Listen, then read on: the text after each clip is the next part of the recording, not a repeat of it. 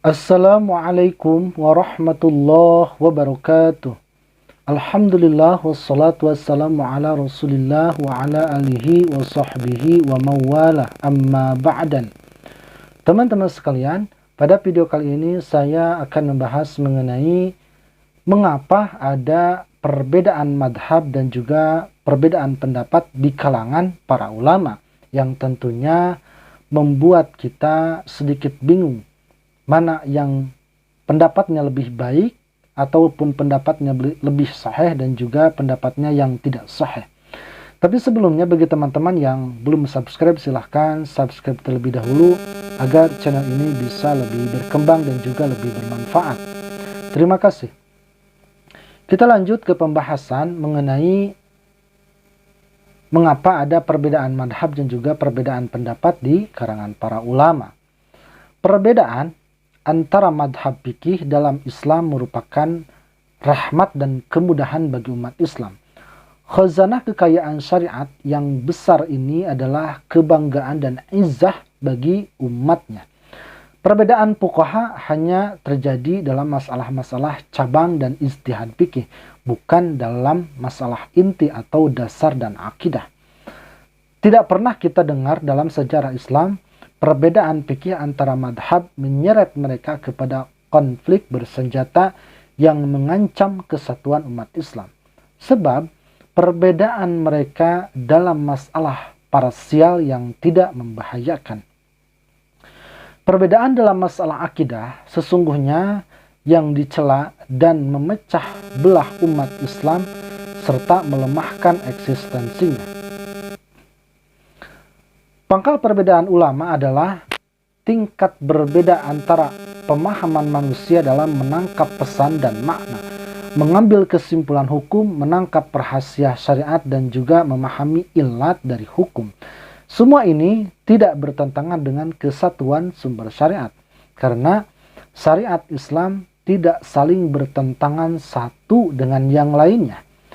Perbedaan terjadi karena keterbatasan dan kelemahan manusia. Meski demikian, tetap harus beramal dengan salah satu pendapat yang ada untuk memudahkan manusia dalam beragama, sebab wahyu yang sudah terputus. Namun, bagi seorang mujtahid, ia mesti beramal dengan hasil ijtihadnya sendiri berdasarkan interpretasinya yang kuat menurutnya terhadap makna teks syariat. Karena interpretasi ini yang menjadi pemicu dari perbedaan, Rasulullah Shallallahu Alaihi Wasallam bersabda, jika seorang mujtahid berijtihad, jika benar ia mendapatkan 2 pahala, dan jika salah maka akan mendapatkan 1 pahala. Kecuali jika sebuah dalil bersifat qat'i atau pasti dengan makna yang sangat jelas, baik dari Al-Quran maupun sunnah mutawatir atau hadis ahad masyhur, maka tidak ada ruang untuk ijtihad.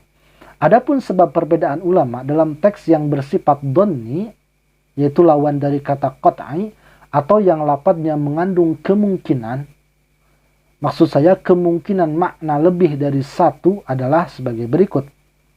Pertama, perbedaan makna lafadz teks Arab.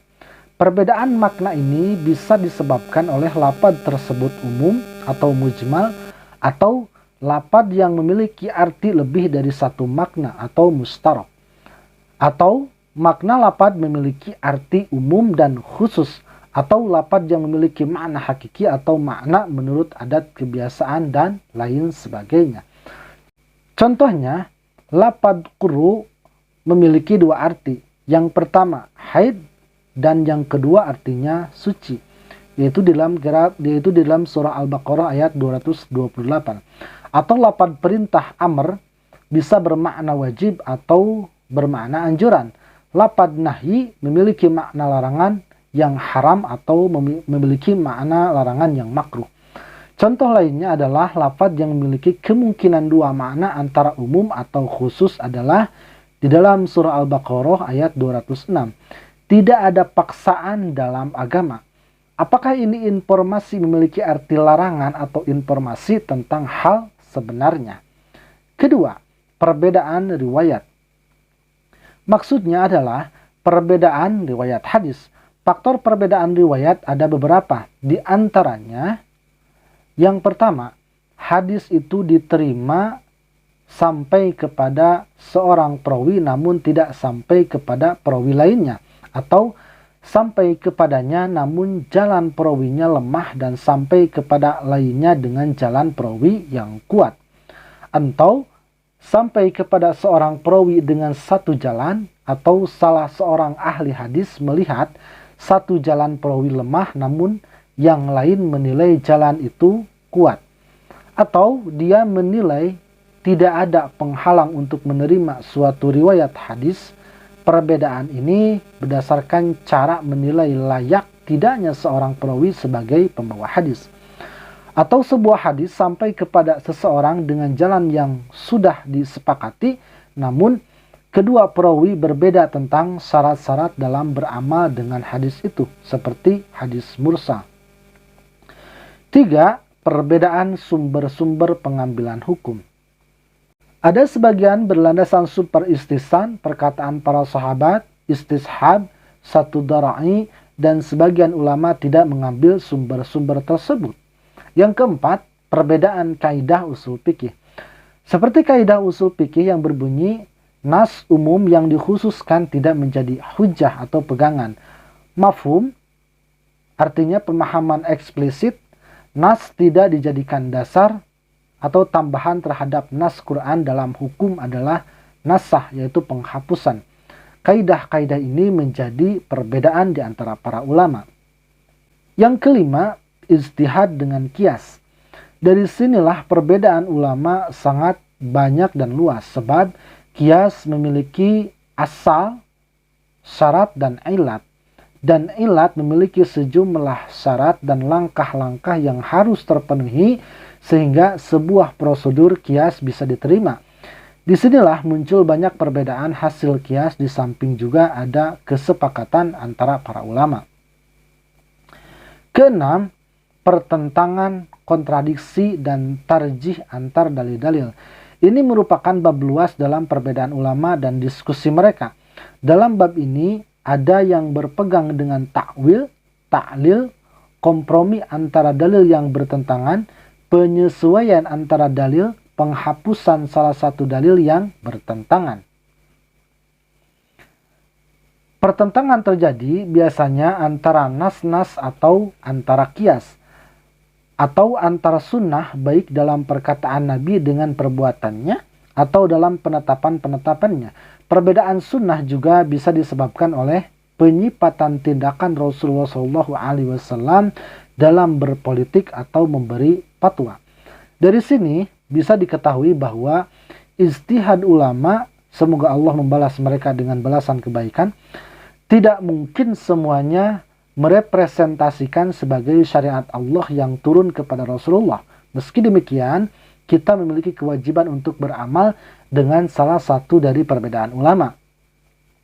Kebanyakan masalah ijtihadiyah dan pendapat yang bersifat dhanniyah dihormati dan disikapi sama.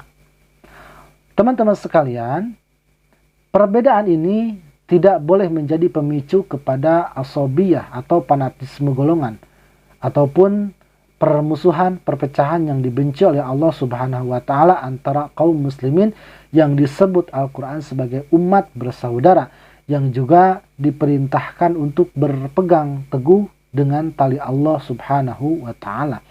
Para sahabat sendiri sangat berhati-hati dan tidak mau ijtihadnya disebut hukum Allah atau syariat Allah.